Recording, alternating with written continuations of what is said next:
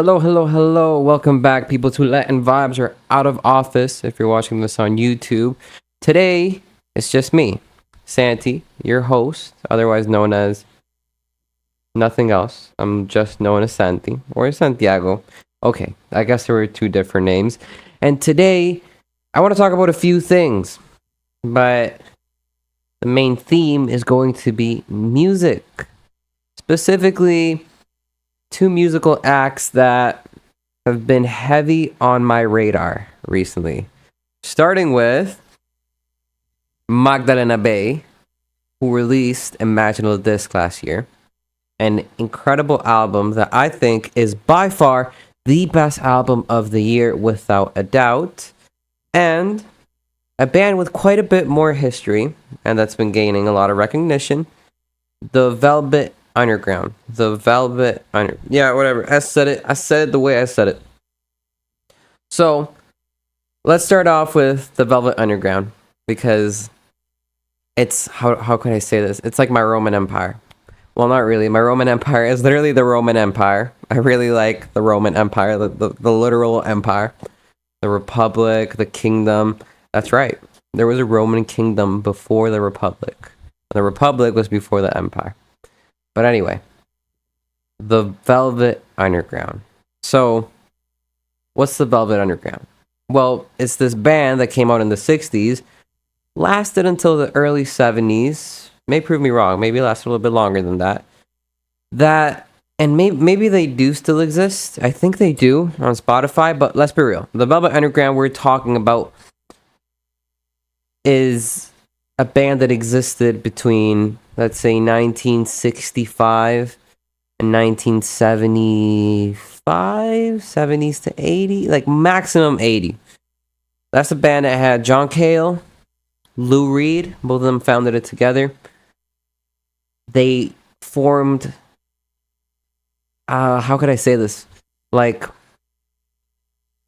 oh man, I forgot what it's called. But it's like what Odd Future, a collective. There you go. They formed a collective, kind of, with Nico. Nico was this German model who has a really tragic story. I recommend you read about her. You search up Nico, German model, the Velvet Underground, whatever. Anyway, Lou Reed and John Cale, these guys meet in New York. And they decide to start a band. And now John Cale is a brilliant musician.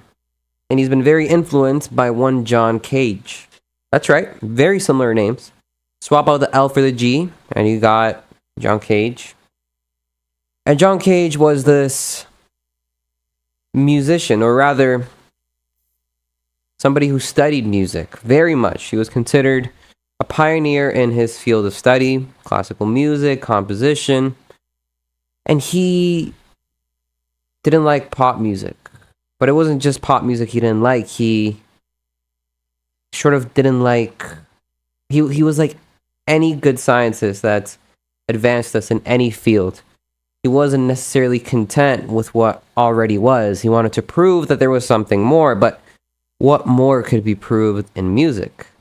Well, he created a song. Now it's a song. Back then it was like an experiment. And it wanted to prove that silence doesn't exist. Now, I'm going to ask you guys this question. Does silence exist?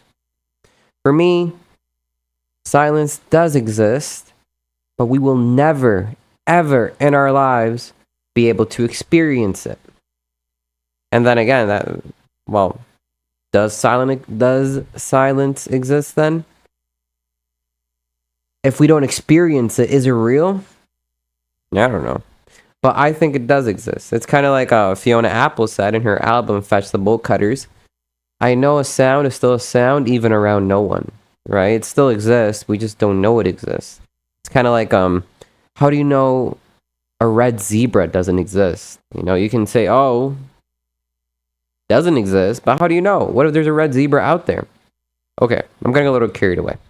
Anyway, John Cage comes in and he says, silence doesn't exist. So he sits down in those soundproof chambers. They have a specific name. I know they do. but I forgot what they're called. He sits down in one of them and he stops and he listens and he records and he says, all right, nobody is going to say anything. And it's silent. Except for a faint sound that we hear all the time, but our brain chooses to ignore. Our heartbeat. You could hear the heartbeat, the breath, the movement, things coming in and out. And this is a soundproof chamber. It's very, very, very, very, very, very, very, very, very, very faint. But you can still hear it.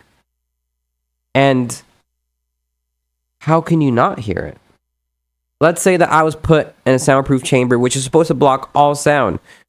I'd hear my heartbeat, which is a little, I don't know how to say it. It might be a little creepy for many. We're not really used to hearing our heartbeat. But yeah. So this guy proved that sound doesn't exist. I mean, that silence doesn't exist. Brilliant, by the way. You guys should look up videos of the song.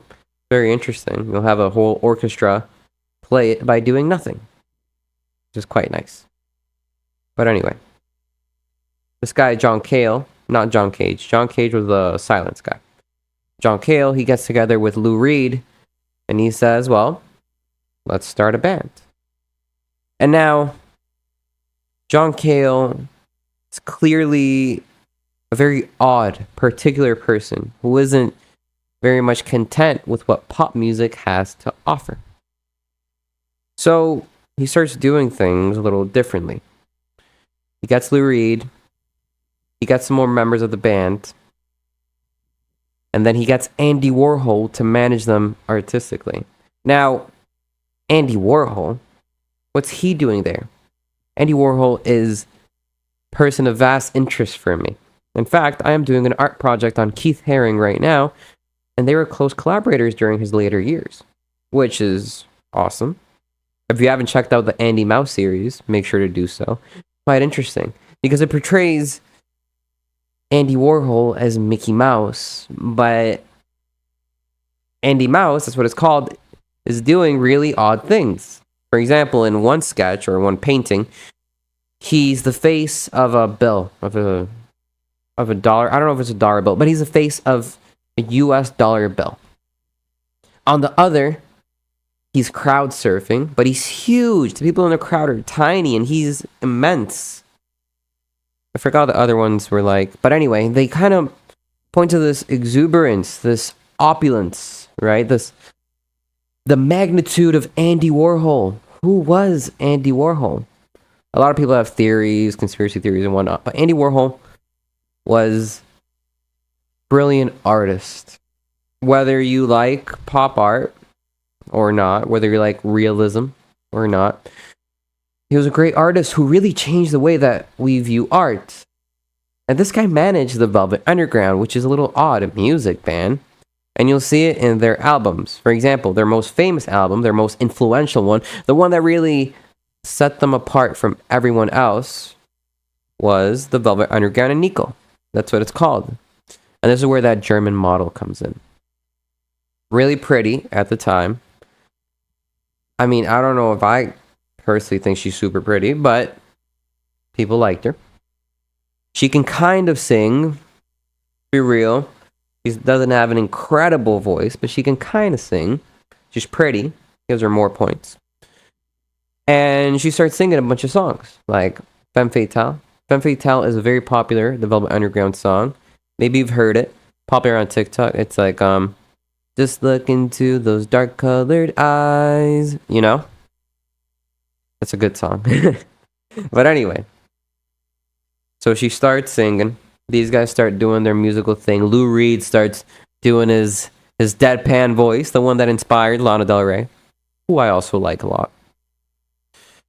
And they make a very interesting album, an album that goes kind of against pop music, one could say. You know, I kind of find the Velvet Underground similar to the Beatles, but in an opposite, like in an antagonistic type of way, where they're like doing really important, influential things for music, but sort of in the opposite direction. But anyway, they make this album, and very few people buy it. Even if Andy Warhol is the artistic manager, I don't know, the art director, let's say, very few people buy it. And then they make another one. They make a bunch of other albums, including Loaded, including another album called The Velvet Underground. They release all these, and they don't really hear back from anybody. At this point, the people in the band are starting to get pretty frustrated. They think to themselves, hey man, I've been doing this for like how many years now? And I haven't gotten a single, well, maybe not a single, but I haven't gotten what I expected to get. And they start breaking away. They start making their own individual careers. Like Lou Reed, for example. Lou Reed became very influential in the music scene after his career in the Velvet Underground. He produced, no, actually he made, like, have you listened to the song Take a Walk on the Wild Side? Like, take a walk on the wild side. Hey Joe, take a walk on the wild side. And the gutter girls go do do do do do do do. That song. That song was actually, if I'm not mistaken, it was produced by Bob Dylan. But don't quote me on that. I'm not sure. But the point is, Lou Reed came out of this band, the Velvet Underground, which was like very messy, very loud, very what? Why? It was almost dirty. And then he goes into a solo career, and a solo career is like, got a hint of it. You know, it's got a hint of that initial darkness. But it's a lot cleaner, a lot better produced. It's interesting. But anyway, hold on one second. I'm going to check something.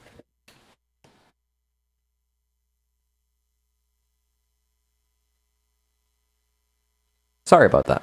I'm back. But anyway,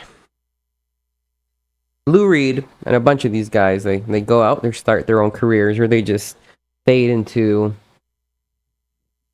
wherever forgotten artists fade into. They continue their careers, and then more years down the line pass by. Oh, sorry, I don't even know if that made sense, but years pass by, and this is probably how this is my rendition of it. Some music lovers, and music lover is a very wide term. I imagine some people in sweatshirts and sweatpants with headphones go into a record store and they see a vinyl with a banana. Got a banana on the cover. They listen to it and they're like, wait a second. It's actually pretty good. And they start sharing it around their little circles, and Velvet Underground all of a sudden becomes niche. It's like, whoa, you listen to the Velvet Underground? A bunch of artists start picking up influence from them. Take The Strokes, David Bowie, Lana Del Rey. Artists who were very successful in their own right. They start taking what they hear and making their own music from it. And then all of a sudden, the Velvet Underground has a legacy. It has a huge legacy. It's like, whoa, who is this band? And now people consider them to be extremely important for the development of rock music, and I agree. But I can't say I'm in love with them, which is a little odd, because I'd think, well, maybe I'd love them by now, and I do like them, but I don't know if I could say I'm really in love with them. Not the way that I fell in love with Imaginal Disc by Magdalena Bay.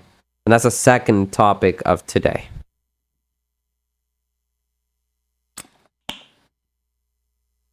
So, Imaginal Disc. What words come to mind when you hear that? Imaginal Disc. What is a disc? It's a CD, maybe? Maybe it has ideas, videos, images. Imaginal. Imagine. Fantasy, imagination, fascination, out of this world. I'll tell you the real meaning in a second, but let's just think about that. Ethereal, fantasy, magical kingdom where you can do whatever you want. Now let's go back to the actual meaning. Mika Tenenbaum and Matt Lewin the duo, they make up, Magdalena Bay. They stated that they named the Imaginal disc after finding out about what happens to caterpillars when they become butterflies. And I actually found this out thanks to that. So, what happens? Well, a caterpillar is going to go into its cocoon, as we all know. Or if you don't know, now you know. It goes into its cocoon and it starts the process of metamorphosis, of becoming a butterfly, something beautiful. I mean, not that it wasn't beautiful before, but something different. And in that process, it completely melts within that cocoon. It becomes a goo. And the way it stores its memory is by having these little proteins, maybe that's what they are, but they're kind of like imaginal discs, where when they become, with which, once they become butterfly, they can remember all their past memories. But that's incredible. They become goo. They melt. Imagine you melting and then coming back and remembering everything that was before. Gotta be interesting. So, Mika Tenenbaum met Lou, and they feel really inspired by this. And if you look at the cover is even more fascinating because it's Mika, and she's got a big incision down her forehead, or across her forehead, sorry. And this monstrous hand, it's monstrous. It's got really long nails. It looks like a reptile almost. It's putting a disc into her mind. But why is he putting it, or why is she? Why is that thing putting a disc into her mind? Well, that's a good question. Let's see if we can figure it out by diving deeper into the album. So this album, it starts off with a hook. And that hook for me is the change of chords in the first song. If you listen to She Looked Like Me, it starts off very pleasant, very bum bum bum bum bum, like a typical beat. Kind of makes me think like you're eating an ice cream in the 1950s. I don't know why that makes me relax, but let's say that's the case. You're eating ice cream in the 1950s, and all of a sudden, the music stops. It's like a cover has been lifted. It's like we're introduced into this image of happiness and security, and then it's taken away. Then you got a much stronger bass, a potent bass that really takes over the song. And you got Mika, who has a really sweet, a soft, gentle voice, and she's screaming. Why is she screaming? She's screaming because she sees somebody that looks like her, who most likely is her. Hence the name of the song, She Looked Like Me. But why? Why start a song that way? Why start an album like that? It's interesting. I like it a lot. As we go further into the album, we see these shifts in attitude. You got to Image, for example. And Image is by far the catchiest song on the whole album. Okay, maybe Vampire in the Corner kind of fights with it. But okay, you got to Image, and Image is outstanding. You listen to it and you're like, what's the best you've got? And then you got to, ooh, my God. And it's like, ooh, hoo, hoo, hoo, hoo. You know what I mean? Anyway, that song continues. And then you get to Death and Romance. Death and Romance is such a good song. I didn't like it at first. I thought it was too slow, too repetitive, too boring. But then I stopped and I looked at it and I thought, what? Death and Romance. What does that kind of remind you of? For me, it reminds me of Love and War. And in one of the lyrics of the song, she says, nothing is fair in death and romance. Nothing is fair in love and war. Which is true. But why the death? Why the romance? Why so much love? I don't know. But it's nice. And then we go further. We got to my favorite track. Vampire in the Corner. Who's the vampire? What did you do to scare him off? Why do you want to dance? You keep going, you keep going. You go through all these songs, and you get to the end, and the end sort of ends off where it started off. And you're like, what? Why? And you're left with a lot of questions. Even now, I'm left with a lot of questions. I don't have answers for them. But that's the magic of the album. I don't need the answers. I'm okay with the questions. And at first, I didn't like it as much as I do now. I was confounded by it. I thought, what? Why? Why? But I didn't like asking why. I liked knowing why. But then I realized maybe the whole point of the album is to ask ourselves, why? Why are we doing this? Or why are we listening to this? And that's the brilliance of it. It's kind of like the Aeneid by Virgil. I recently finished reading it. Yes, I know. Roman Empire again. And in the Aeneid, we have the story of the foundation of Rome, of how it happened, of the start of civilization in the world, because that's what Rome was. Well, at least the Romans. And anyway, you have the story of Aeneas, this traitor turned hero, but we don't know that. Throughout the whole book, he's a hero. But there are cracks in his character that let us see the traitor he was in Greek mythology. And the further you look into these illusions, let's say, or these flaws, these gaps, the more you realize that they're intentional. Virgil lived during the reign of Emperor Augustus. And Augustus really loved clementia, or mercy, clemency. But he wasn't always like that. In fact, while he was rising to power, he killed many mercilessly. Similar to how Aeneas kills Turnus while he's begging for mercy.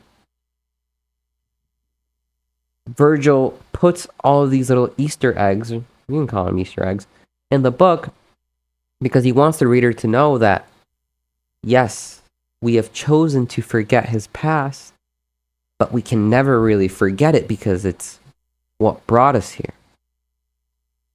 And that may not be the exact case for Imaginal Disc, but I feel that the questions it makes us ask points to something deeper, to a meaning behind the perceived meaning, which means that every time you listen to it, maybe you're going to see it in a different way. And in my opinion, that's what art is. Kind of reminds me of the Sistine Chapel.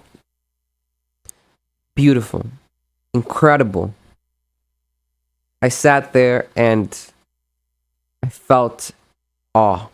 I don't know how to describe it, but I understood why people dedicated their lives to just analyzing this painting. And maybe this album doesn't go that far, but it feels like there's so much to discover that it would be a shame to listen to it just once or twice or 3 times or 4 times in order to really grasp or to give it, because we give it the meaning.